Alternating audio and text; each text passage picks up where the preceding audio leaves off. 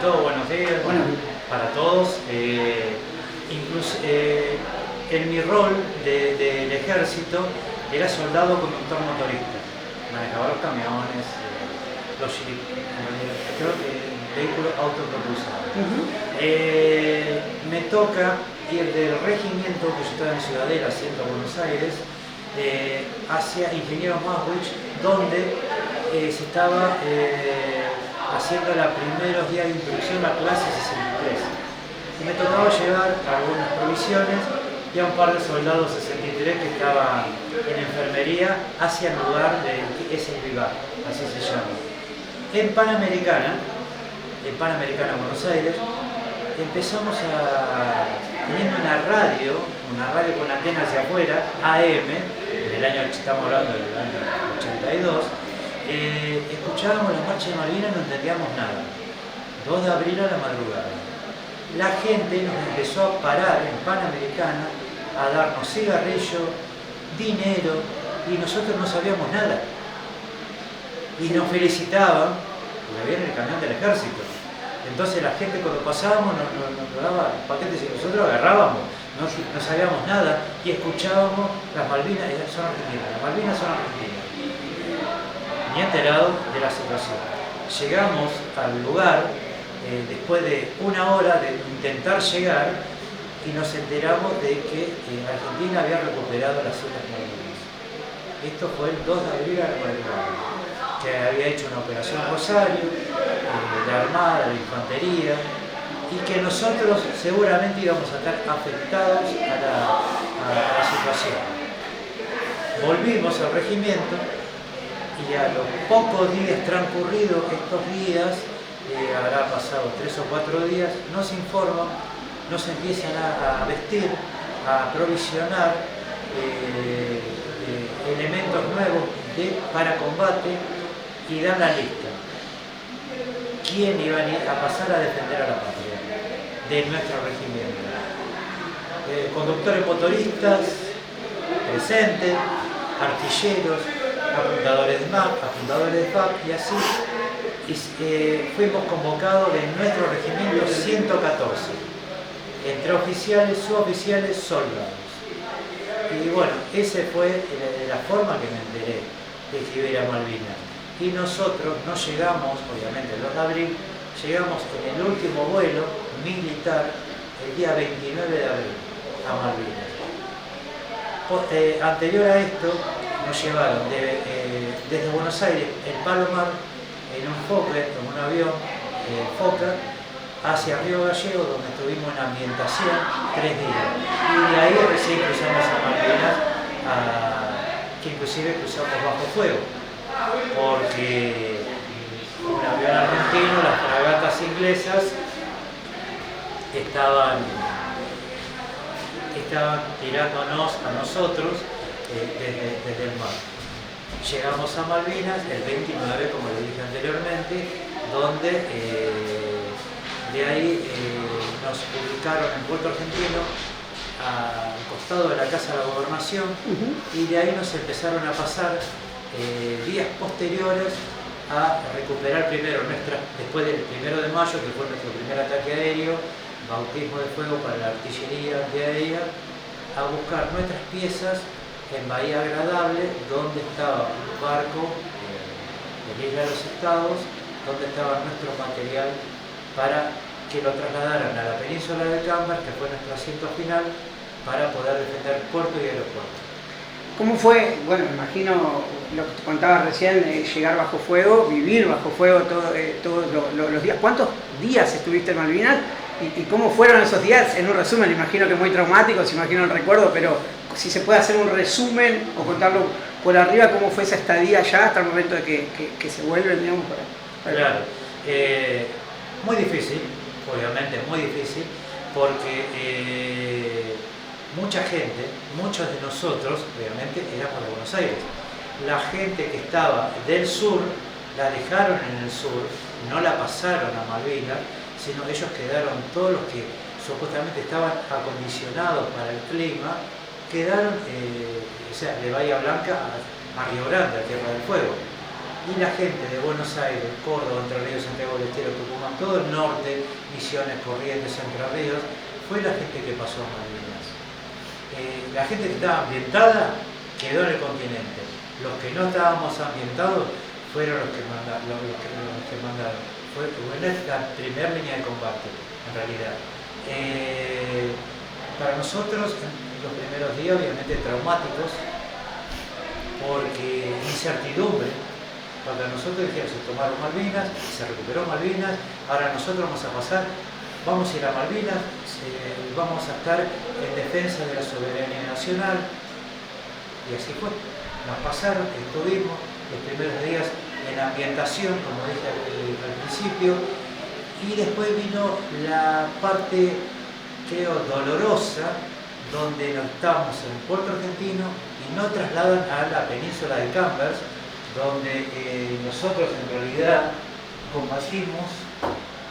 Bueno, acá hay un libro este lo hizo nuestro jefe del regimiento, de la sección, segunda sección, era en aquel momento subteniente Jackson, hoy es un coronel retirado, que escribió este libro, donde hay un apéndice que más adelante está por salir en línea otra vez, un apéndice porque se amplió el libro con diferentes situaciones de combate.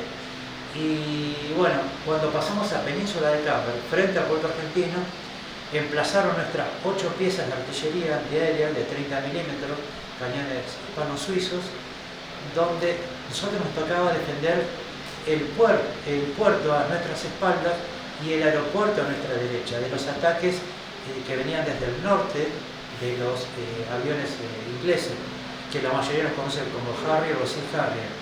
Bueno, nosotros fue esa defensa que tuvimos durante 50 días. 50 días, que fue lo que tuvimos en Malvinas, desde el 29 de abril al 14 de junio, que nos entregamos como prisioneros. A nosotros no nos pudieron tomar como prisioneros. Somos uno de los pocos regimientos en Argentina que somos irredentos. Por eso nuestra batería de tiro de independencia es irredenta. Ese es el título que tenemos nosotros.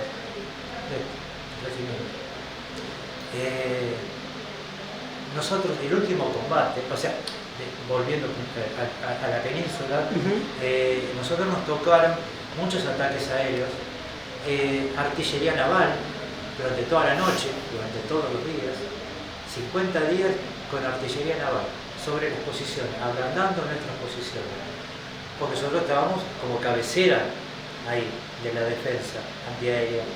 Entonces no nos ubicaban porque no nos veían. Pero ¿qué pasaba? Siempre había errores, no solamente nuestros, sino que teníamos el regimiento de infantería 7 entre nosotros, y siempre a alguien se le escapaba un humo, el cigarrillo. Entonces podían llegar a detectar nuestras posiciones.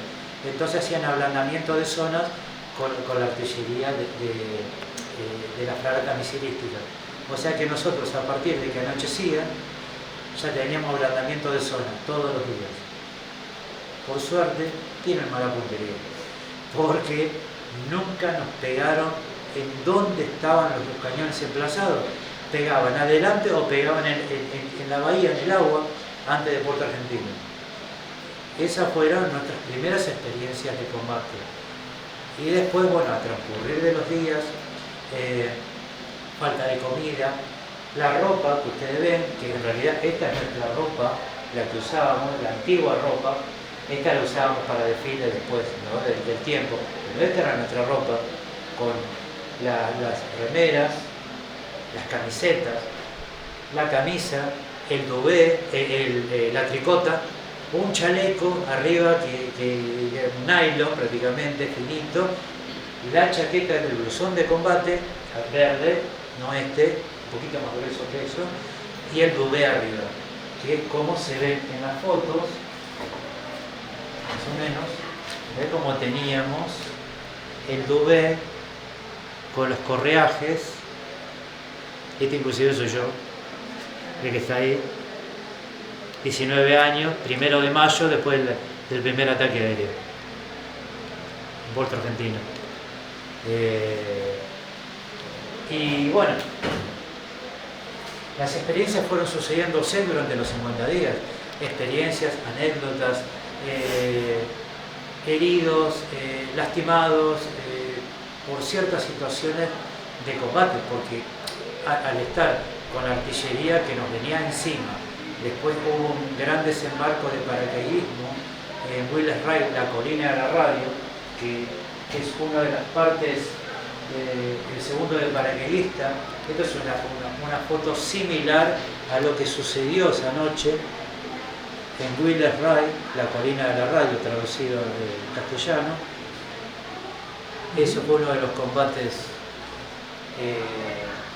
cruentos, como Monte London, como Monte de las Hermanas.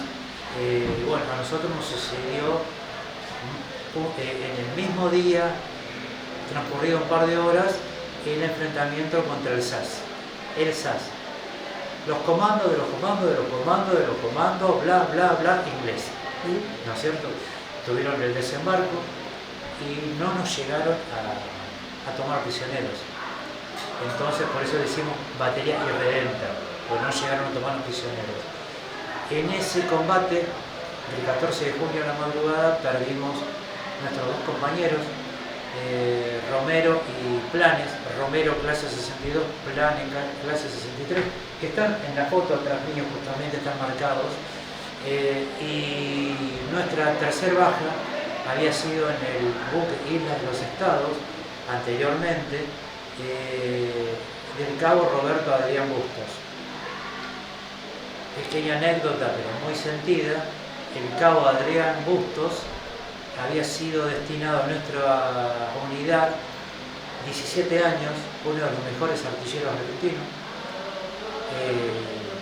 con 17 años, lo envían a nuestro regimiento.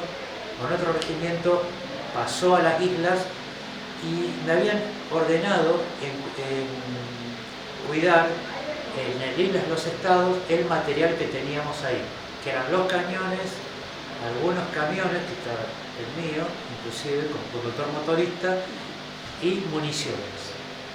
Al Isla de los Estados lo iban a trasladar por seguridad a Bahía Agradable, a Gran Malvinas. Entonces agarra el principal, en ese momento Alejandro Gerula, va al barco, me da la orden y me dice: te necesito, patón, te necesito más en la isla que en el barco.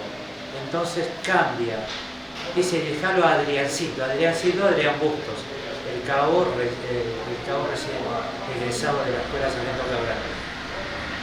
Y hacen el cambio, y yo lo veo en el muelle. Yo bajo con mi bolsón portaequipo del barco y él venía con su bolsón portaequipo hacia el barco y nos cruzamos, y lo único que fue la última palabra: buenos días, mi cabo, nada más. Y esa fue la última vez que lo vi. O sea que él muere en mi lugar. Yo tenía que haber estado en el barco y no en la isla. Entonces a la orden me cambian y va él. O sea, él muere en mi lugar. Esa anécdota está verificada en el libro por el comandante. Sí. ¿Tenían información todo el tiempo de cómo iba el combate, la situación en los otros puntos de guerra? ¿Sabían en dónde estaban parados? Digo, porque en el día a día ustedes estaban, imagino, en el combate, bajo fuego, defendiendo, como decías vos, ahí en Camper, pero ¿sabían cómo estaban en las otras situaciones? ¿Cómo estaban por agua, por aire? ¿Cómo venía la guerra en ese sentido? Sí, información teníamos. Aparte, se escuchaba en las Motorolas antiguas, que eran cableadas por batería, en comunicaciones, se escuchaba Radio del Plata. A la noche, tarde, se podía enganchar alguno que tenía una speaker, se podía escuchar Radio del Plata. Entonces íbamos a escuchar las informaciones, porque tanto los superiores nuestros tampoco tenían información. Nosotros, todos estábamos igual.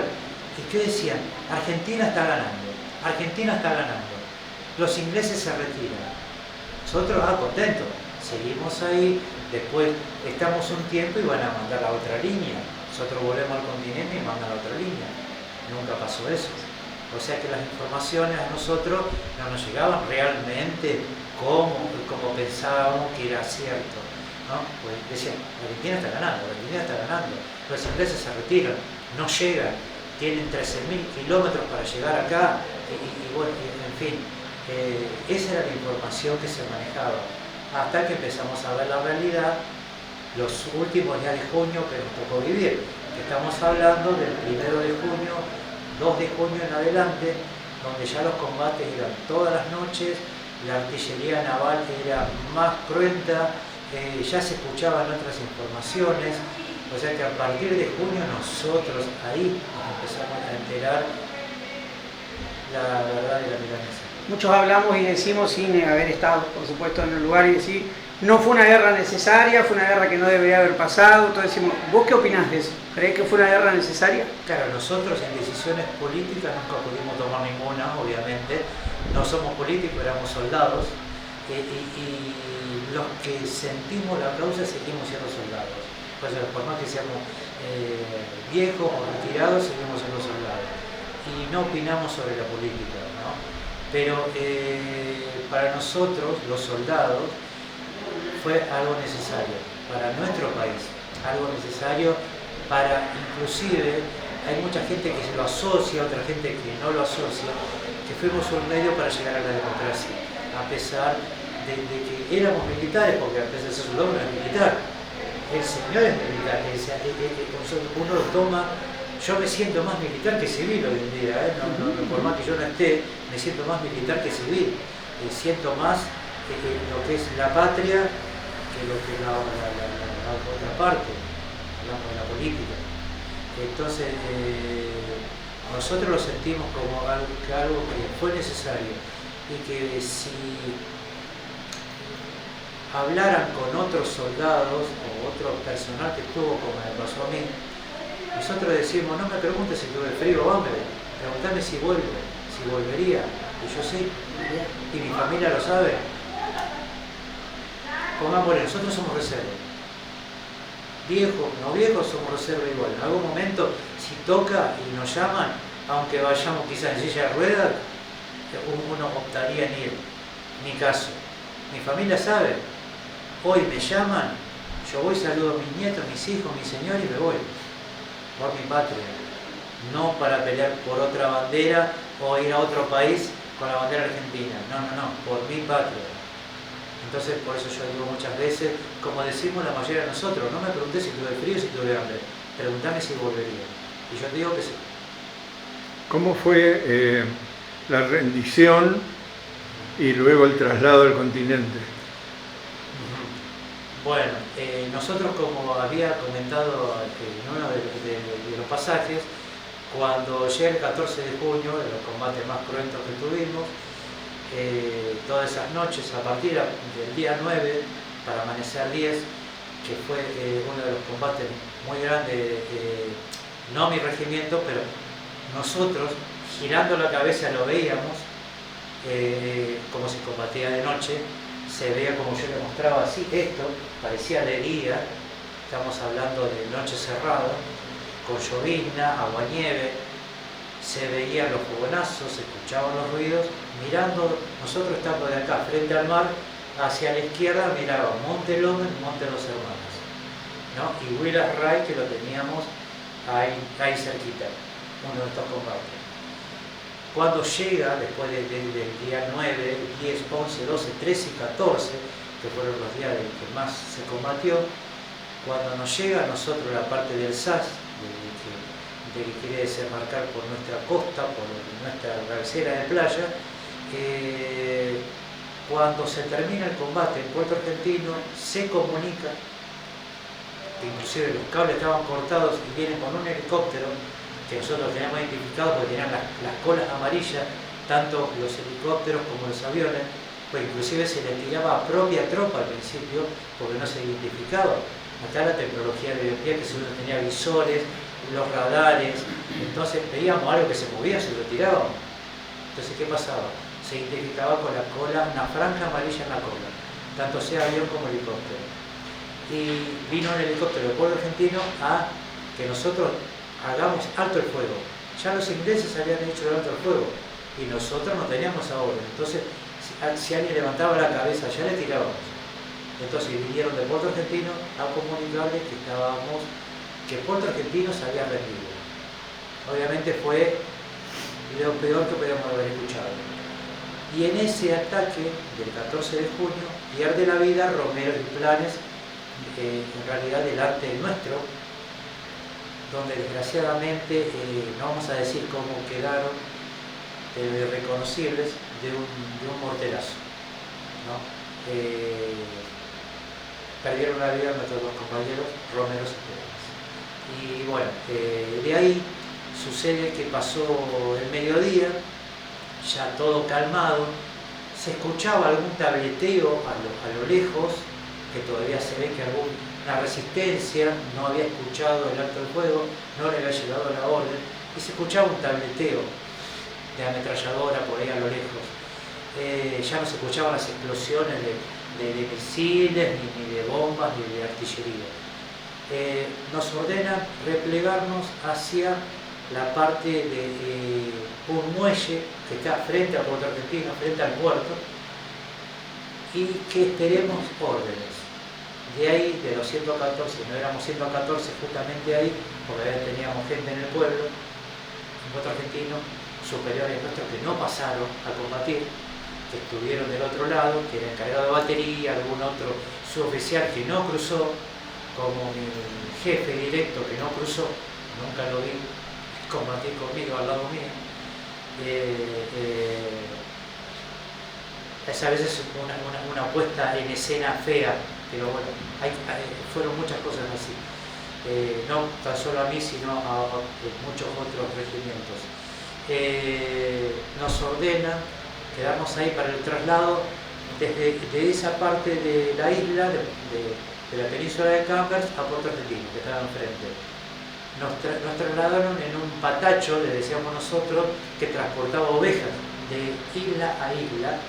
Entonces llegamos, íbamos por tandas, y ¿qué es lo que primero vemos? Y nos dicen, había quesos en bolsa, y nos decían que comamos.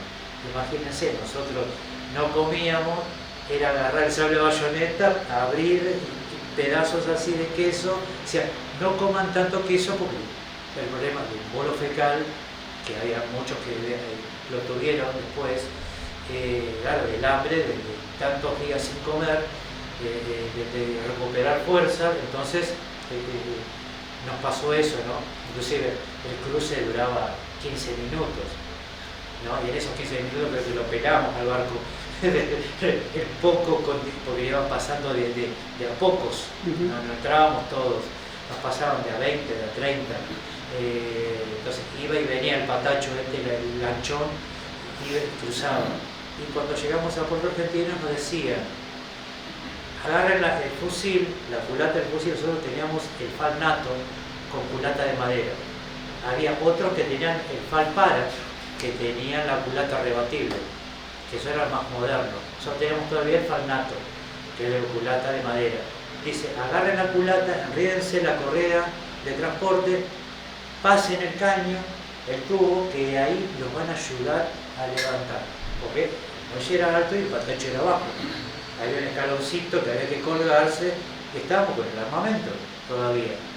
Claro, nosotros no nos dijeron nada, no nos dijeron entreguen el armamento, hagan esto, hagan lo otro, nosotros estamos rendidos. En ese momento fue nuestra rendición, recién, no es que nos tomaron prisioneros. Llegamos al muelle y vimos unos roperos ingleses que nos agarraban, nos hacían soldier, cazaban el tubo y los ayudaban a subir. Claro, nosotros nos vieron, nos dijeron que tienen que hacer tal o cual cosa. ¿Yo qué hice? Cuando paso el fusil, me levantan, ¿yo qué hago? Le dejo el fusil, porque no sé qué hay que hacer. Entonces, ¿qué pasa? El inglés, yo camino para donde iba mi compañero de adelante, que mi compañero de adelante iba con el fusil, yo le había dejado el fusil.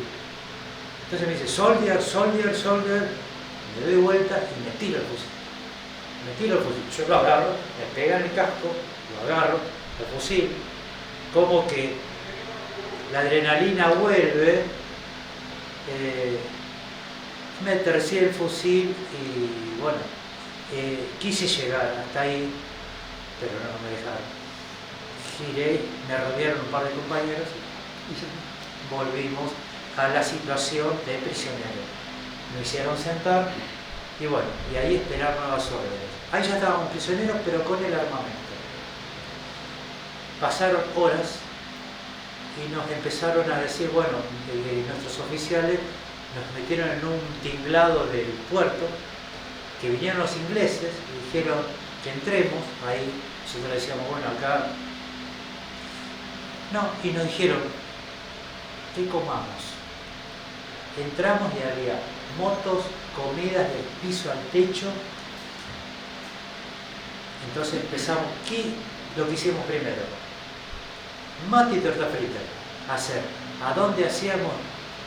En el casco, le sacábamos en el casco M1, es plástico adentro, se le saca la parte que donde uno lo ajusta para que no se mueva, y la parte del casco lo usamos como mollón.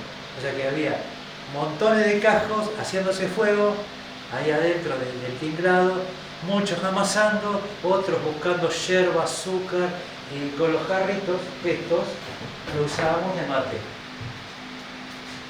Lo usábamos de mate. Bombilla. Lapicera VIP. Sacado el cartucho, la tapita blanca puesta, agujereada abajo. Esa era nuestra bombilla, con un jarro de esto. Así que tuvimos la suerte de tomar mate, comer tortas fritas, el 14 de junio a la tarde, y después de ahí nos trasladan al aeropuerto. El aeropuerto es una isla, prácticamente, con una sola entrada y una sola salida, rodeada del mar. Llevaron a todas las tropas argentinas ahí. Era imposible que nos escapemos, rodeado del mar. Entonces, espalda con espalda, sentados en el piso, durante más de 24 horas bajo la lluvia, agua, sin comer. Habíamos comido en Puerto Argentino. Ahí sin comer, sin tomar agua, únicamente la que caía del agua nieve, más de 24 horas, hasta que nos empezaron a hacer formar en fila, de a uno, desde el aeropuerto hasta el puerto. Otras casi 24 horas caminando, de a uno, atrás, así, cada vez que avanzaba la fila, y de ahí nos llevó en una barcaza, de la barcaza al Canberra, que estaba fuera de la bahía, y de ahí vinimos prisioneros hasta Puerto Madryn, pero con la anécdota de que supuestamente en el Canberra no nos traían al continente, nos llevaban a la isla Ascensión, a Sudáfrica, como prisioneros de guerra. Esa es la información que se maneja. Inclusive está documentada acá en la bitácora que yo escribí momento por momento de haber estado en el barco. Y nos habían dicho eso. Nos sacaron un día por la cubierta para que caminemos, y nosotros veíamos cómo tiraban bolsones por equipo. Nosotros parecía que éramos gente que estaba tirando, porque nosotros íbamos por una cubierta y venían de arriba, eran los bolsones por equipo con toda la ropa podrida, sucia, que ellos no habían. Entonces las tiraban por la borda. Nosotros que les queríamos que eran a lo que en principio que eran soldados que estaban tirando. Pues sonamos, hasta que vimos bien que eran bolsones por equipo. Y bueno, se incendia la sala de lavadero en el barco mientras íbamos navegando. ¿Qué pasó? Empezaron a cerrar, yo vine en un camarote, de 4 éramos 8 en el camarote. Cerraban las puertas con llave, nosotros no entendíamos nada, y después por los parlantes del barco habla un oficial argentino diciendo que había una avería en la sala de lavadero, que se había incendiado, y por problemas técnicos el barco nos iba a trasladar a Montevideo, a Colonia, Uruguay. Como buen argentino, diciendo, acá nos escapamos, vadeamos el río a la antigua, todas esas clases de cosas en el barco. Vuelve a suceder lo mismo, a las horas, se vuelve a incendiar, entonces empiezan a hablar en inglés. Realmente nosotros no entendíamos menos 10, ¿no? Como el chinchón. Tras terminar esa frase en inglés, habla un oficial argentino, castellano obviamente, y comunica, dice, soldados argentinos, les comunico que por averías, roturas, vueltas, incendiarse, hacer lavaderos, nos van a llevar al continente, a Puerto Madryn. ¡Volvemos a casa! El barco creo que era como la banana que anda acá en el río. Así porque todos saltábamos de alegría, ¿no es cierto? Esto, obviamente, anécdotas para después fueron necesarias con los años, que todos nos pusimos contentos porque volvíamos al continente. Y nos llevaron a Puerto Madryn. O sea, por ser toda la literatura está acá. Si la quieren leer, si la quieren documentar, ahí está. Día por día, hora por hora, hasta el alimento que nos dieron en el barco cuando estábamos. El cigarrillo al mediodía, el cigarrillo a la tarde. Porque así nos trataron los ingleses en el barco. Y cuando llegamos acá al continente, obviamente, fue el día que Puerto Madryn se quedó sin pan. Porque toda la gente de Puerto Madryn fue al muelle a llevarnos comida, pan, cigarrillos, y esa fue la documentación que ustedes la pueden encontrar, que fue el día que Puerto Madryn se quedó sin pan. Y bueno, y de ahí al Palomar, o sea, de ahí nos trasladaron a Trelew, de Trelew al Palomar, en un Boeing 707, que fue nuestra traguito de Coca-Cola que quedaba en el avión, que dice ya, la azafata dice, ya hicimos como 15 vuelos hoy en el día, no nos quedan más provisiones, y nosotros, Coca, tiene Coca, y nos dieron un traguito a cada, o sea, en un vasito, por cada asiento íbamos haciendo esto, que fue la Coca-Cola que tomamos. Y de ahí, desgraciadamente, estuvimos en nuestro territorio, en Buenos Aires, prisioneros 3 días en Campo de Mayo. Para bañarnos, engordarnos, firmar firmar un documento donde nosotros no habíamos sufrido, pasado nada, una declaración jurada, en donde que después, con los años, bueno, después de esos 3 días, nos llevaron a nuestros regimientos, nos dieron franco por una semana, volvimos y nos dieron la baja. Después de esto, que pasaron los años, después de la rendición, que pasó el 82, nos empezamos a juntar los excombatientes. Che, vos eres combatiente, estuviste en Malvinas, sí, bla, yo estuve acá, estuve allá. Che, ¿por qué no nos juntamos? Y ahí empezaron a surgir las ideas de los centros de veteranos, sentados en la plaza, sin una moneda, y no por querer dinero, sino por tener una salud, vivienda y trabajo. Y bueno, yo soy uno de los fundadores, 10 fundadores allá por los años 84, 85, 86, del centro de Unión Combatiente de las Malvinas Moreno, Buenos Aires, UCIM, en la sigla, la pueden buscar. Hoy en día hasta el museo tenemos, por suerte, allá. Yo pertenezco acá, allá a San José, hace muchos años, pero mi corazón igual está allá porque fui uno de los fundadores, fui el primer secretario legal de la institución, y seguimos peleando hoy en día por la causa, obviamente acá, allá o a donde nos llamen. Y bueno, esta fue nuestra vida después de Malvinas, ¿no? Porque fue el antes, el durante y el después.